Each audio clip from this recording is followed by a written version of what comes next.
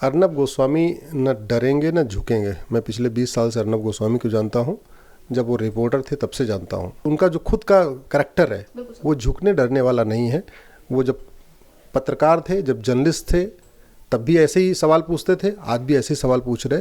वो झुकेंगे नहीं। संजय राउत तो नाटी आदमी है, नाटी है वो नाटी हैं और वो अपनी नटखटपन करते रहते हो। आपको घर डिमोलिश करने के लिए तो हम महीने महीने नोटिस देनी होती है। कई साल लोग पहले नोटिस देते हैं तब भी नहीं तोड़ते। यहाँ तो 1-2 घंटे की, मतलब 1 दिन की टाइम दिया गया और सीधे घर डिमोलिश कर दिया गया। ये पूरी तरीके से गलत है और मैं हाई कोर्ट का धन्यवाद करता हूँ कि उन्होंने जो संविधान की स्पिरिट है, जो कानून की स्पिरिट है, उसके अकॉर्डिंग ही उन्होंने अपने जजमेंट में ऑब्जर्वेशन दिया है। और आशा करता हूँ कि महाराष्ट्र की सरकार अब कम से कम अपना बदले की भावना का जो रवैया है उसको छोड़ेगी। सर, महाराष्ट्र सरकार और बीएमसी के द्वारा जिस तरीके से कंगना के ऑफिस को डिमोलिश किया गया था, उसके बाद जब हाई कोर्ट ने कल बीएमसी को फटकार भी लगाई और ये भी कहा कि जो उनका ऑफिस डिमोलिश किया गया था उसका जो पैसा है वो वापस दें उन्हें। देखिए, महाराष्ट्र की सरकार को ये लगने लग गया है कि कानून जैसा वो चाहेंगे वैसा लिखेंगे, वैसा बनाएंगे, वैसा पालन करेंगे। कानून जो है वो संविधान के अकॉर्डिंग बना है और कानून में ये प्रोविज़न है कि आपका कोई भी कानून right to life and liberty नहीं छीन सकता। ये जो महाराष्ट्र की सरकार ने किया है वो एकदम बदले की भावना से किया है, बिल्कुल गैर कानूनी है, गैर संवैधानिक है। नियम कानूनों की धज्जियाँ उड़ाई गई हैं। किसी को आप चंद घंटों की मोहलत दे के आप किसी का घर नहीं तोड़ सकते। आपको घर डिमोलिश करने के लिए तो हम महीने महीने नोटिस देनी होती है। कई साल लोग पहले नोटिस देते हैं तब भी नहीं तोड़ते। यहाँ तो 1-2 घंटे की, मतलब 1 दिन की टाइम दिया गया और सीधे घर डिमोलिश कर दिया गया। ये पूरी तरीके से गलत है और मैं हाई कोर्ट का धन्यवाद करता हूँ कि उन्होंने जो संविधान की स्पिरिट है, जो कानून की स्पिरिट है, उसके अकॉर्डिंग ही उन्होंने अपने जजमेंट में ऑब्जर्वेशन दिया है। और आशा करता हूँ कि महाराष्ट्र की सरकार अब कम से कम अपना बदले की भावना का जो रवैया है उसको छोड़ेगी और नियम कानून के अनुसार कार्य करेगी। कुछ भी लीगल है तो आप करिए। सवाल ये भी है कि क्या महाराष्ट्र में केवल एक कंगना का ही घर, कंगना का ऑफिस ही इलीगल है? क्या महाराष्ट्र में बाकी सारे कानूनी ढंग से बने हुए हैं और लीगलाइज हैं सारे? आपको तोड़ना है तो कम से कम दाऊद का भी तोड़िए। इकबाल मिर्ची के बहुत सारे वहाँ पे हैं। दुनिया के और भी वहाँ पे ड्रग स्मगलर्स के बंगले पड़े हुए हैं, इलीगल बने हुए हैं। आपके वहाँ पे जो नशे के सौदागर हैं, नशे के पूरा धंधा करते हैं, उनका है। वहाँ के डी कंपनी के पूरे दाऊद के कई सारे गुर्गों के वहाँ बंगले बने हुए, उस पर तो आप कार्रवाई नहीं करते हो।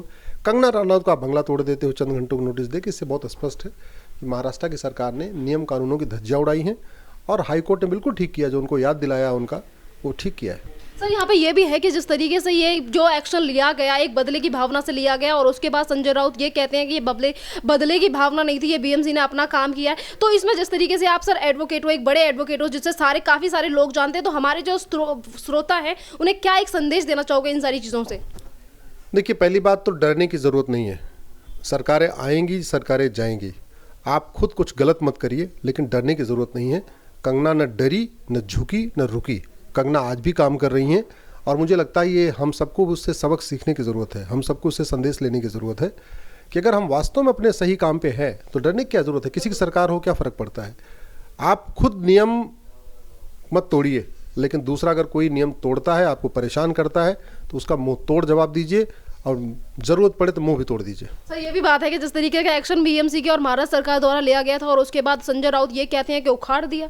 संजय राउत तो नाटी आदमी है, नाटी है वो नाटी हैं और वो अपनी नटखटपन करते रहते हो। सर, अगर कंगना की बात करें तो कंगना के साथ अर्नब गोस्वामी को भी कल एक बहुत बड़ी राहत और बहुत बड़ी जीत मिली उन्हें सुप्रीम कोर्ट से। सर, मुझे लगता है कि जिस तरीके से वहाँ पे सरकार काम कर रही है, ऐसा नहीं कि उनके पास अच्छे वकील नहीं हैं, उनके पास लीगल एडवाइज़र नहीं है, सब कुछ है।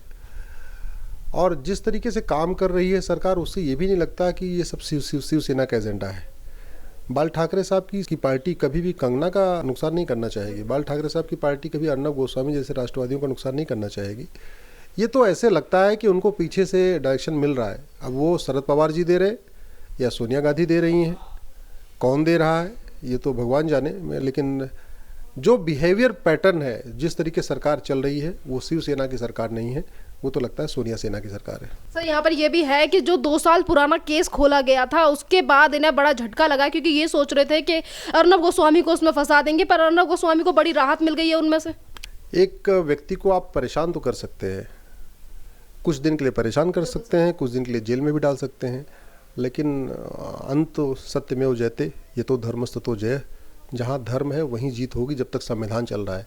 हाँ, कल को संविधान ख़त्म कर दिया जाए, कल को यहाँ संविधान हटा के शरिया लागू हो जाए तो अलग बात है, नहीं तो जब तक संविधान चल रहा है तब तक मुझे लगता है किसी को डरने की ज़रूरत नहीं है। अगर कानूनी प्रक्रिया से हम देखें तो इस केस में आप क्या कहना चाहोगे? जिस तरीके से 2018 में केस बंद हो जाता, 2018 की ये घटना होती है, 2019 में ये केस इन्हीं की पुलिस के द्वारा बंद कर दिया जाता और साजिश के चलते और बदले लेने की भावना से जो केस वापस खोला गया था वो भी कोर्ट से बिना पूछे। देखिए, फर्दर इन्वेस्टिगेशन होता है, फर्दर इन्वेस्टिगेशन भी होता है, री इन्वेस्टिगेशन भी होता है, लेकिन वो दोनों कोर्ट की परमिशन से होते हैं, कोर्ट के अप्रूवल से होते हैं। एक बार आपने केस को क्लोज कर दिया, आपको अगर लगता है कि नहीं हमें आपको कुछ फिर से एविडेंस मिला है, उस पर जांच ज़रूरत है, तो आपको बाकायदा प्रॉपर वे में कोर्ट को लिख के देना होता है। कोर्ट उसको एग्जामिन करती है, कोर्ट उसको जस्टिफाई करती है। इस वाले केस में कोर्ट को इन्होंने दिया तो, लेकिन कोर्ट ने अप्रूवल नहीं दिया था। जज ने केवल लिखा सीन का मतलब ठीक है, आपकी चिट्ठी आ गई, हमने देख लिया, लेकिन जज ने ये थोड़ी कहा हाँ ठीक है यू गो अहेड, ये तो जज ने नहीं कहा। तो ये तो इन्होंने अपने खुद ही मन सीन का मतलब ये समझ लिया कि हाँ कोर्ट कह रही है कि फर्दर करो, ऐसा नहीं है।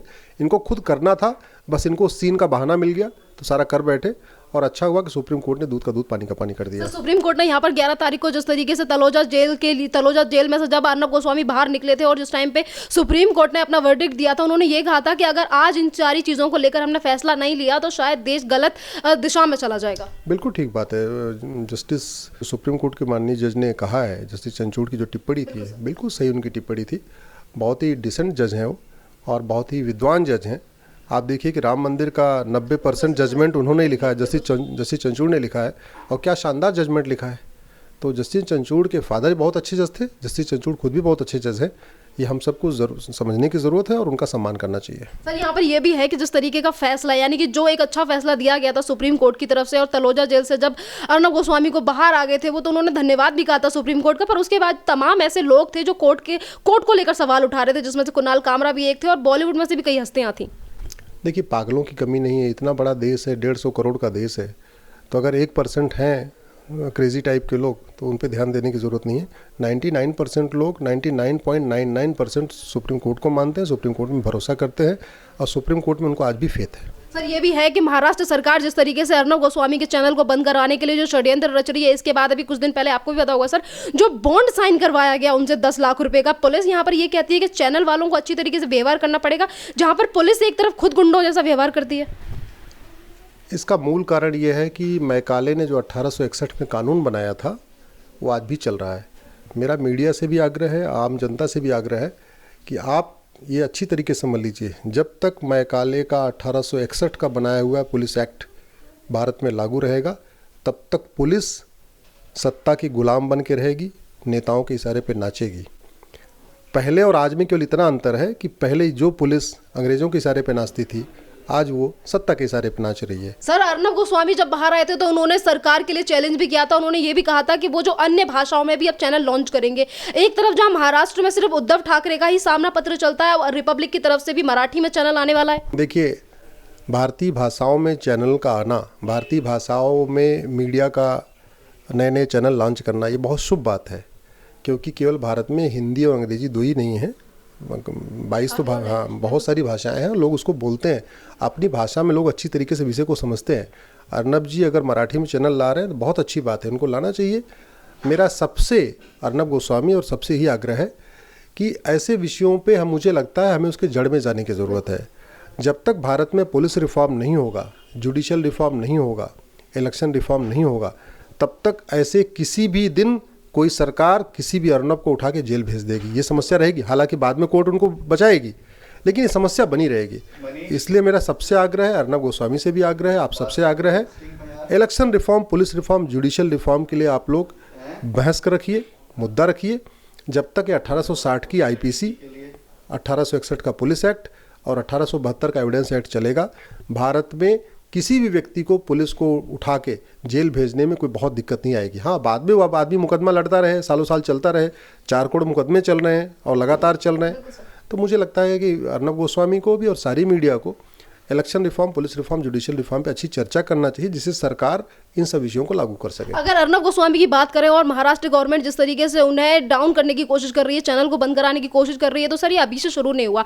जब से पालघर में लिंचिंग हुई है तब से ही सरकार के निशाने पर थे अर्नब गोस्वामी, जिस तरीके से उनके ऊपर FIR दर्ज कराई गई। और अब अर्नब गोस्वामी जब बाहर आए और जैसे उनके चैनल को बंद करने की कोशिश की, तो सर अर्नब गोस्वामी तो फिर से अपना शो करने लगे और ऐसा लग रहा है कि अब वो फिर से इस सरकार से सवाल पूछेंगे। अर्नब गोस्वामी न डरेंगे न झुकेंगे। मैं पिछले 20 साल से अर्नब गोस्वामी को जानता हूँ, जब वो रिपोर्टर थे तब से जानता हूँ। उनका जो खुद का करैक्टर है वो झुकने डरने वाला नहीं है। वो जब पत्रकार थे, जब जर्नलिस्ट थे, तब भी ऐसे ही सवाल पूछते थे, आज भी ऐसे ही सवाल पूछ रहे, वो झुकेंगे नहीं। धन्यवाद सर।